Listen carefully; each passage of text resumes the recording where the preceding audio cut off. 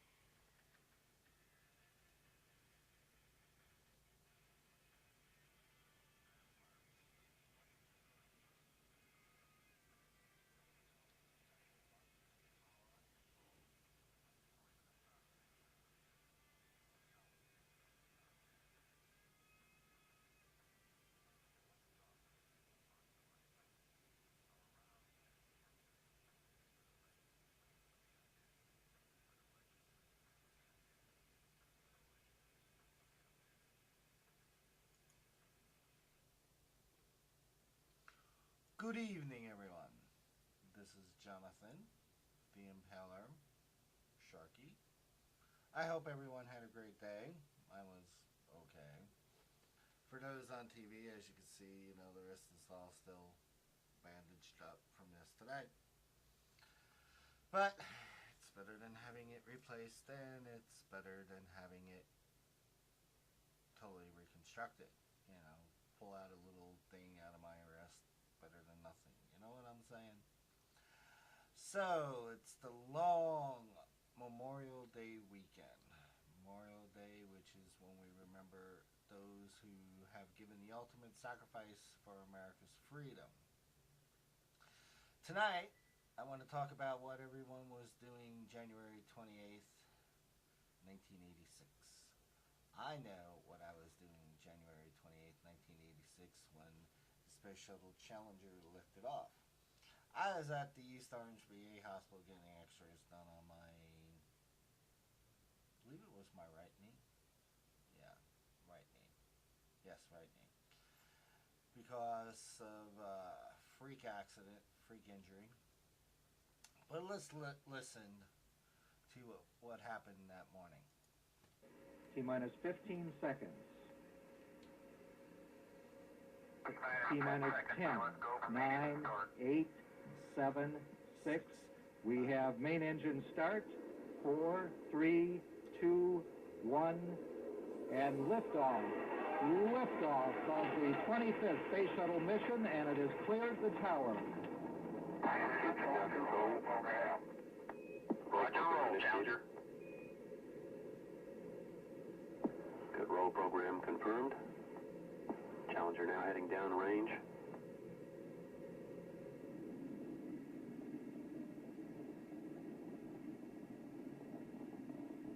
Engines beginning throttling down now at 94%.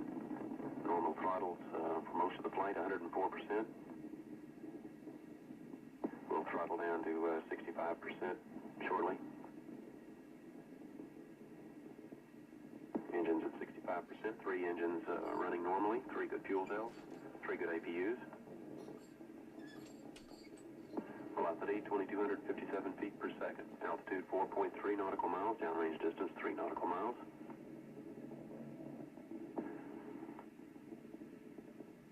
Engines throttling up. 3 engines now at 104%. Challenger, go with throttle up. Challenger, go with throttle up.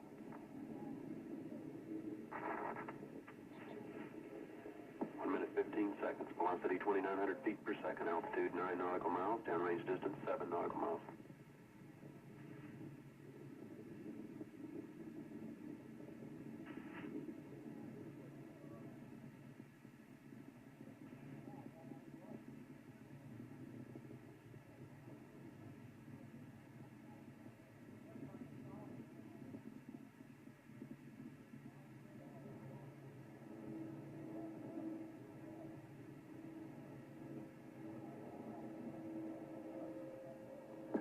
Flight controllers here looking very carefully at the situation.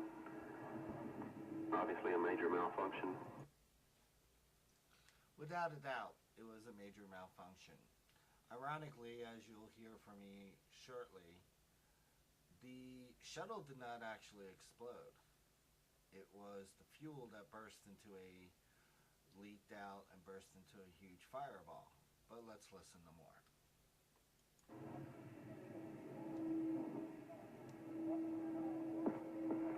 We have no downlink.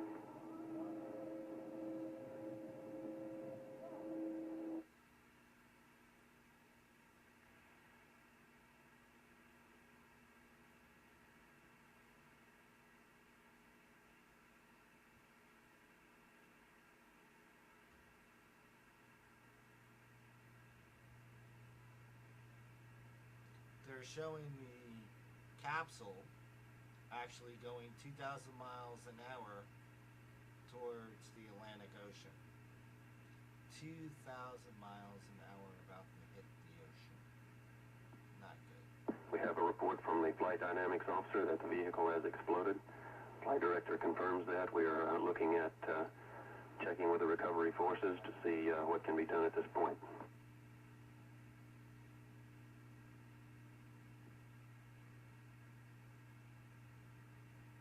Contingency procedures are in effect. In other words, they screwed up. Should have never launched that morning. Too cold, too icy. We will report more as we have information available. Again, to repeat, we have a report relayed through the flight dynamics officer that the vehicle has exploded. We are now looking at all the contingency operations and awaiting word from any recovery forces in the downrange field.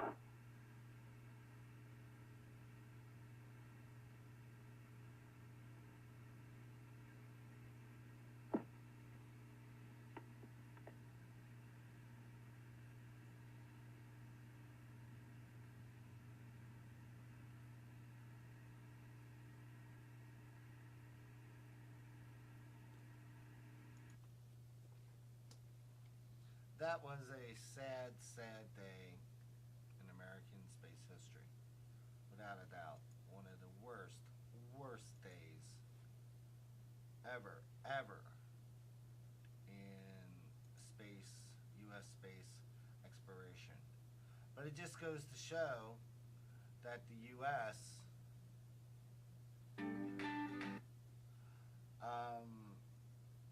has had the same problems as the Soviets did. You know, this pretty well proves that, hey, you know, space exploration is not safe, is not without its dangers, not without its casualties. Now, I remember reading back months after the explosion, when Reagan's administration ended up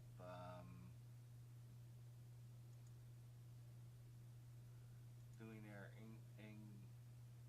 investigation to it, how some of the bodies, yes, some of the bodies were towed in trash cans.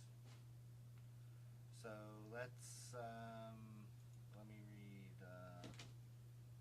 this. This is above topsecret.com. 5 myths of Challenger shuttle disaster debunked. See why you think you know or don't know. Myth number 1. Challenger exploded. A cloud of vapor engulfed the space shuttle Challenger in a picture taken in the morning of January 28th, 86.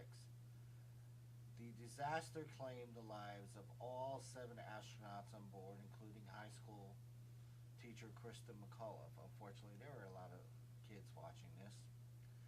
And brought NASA's human spaceflight program to an abrupt but temporary halt.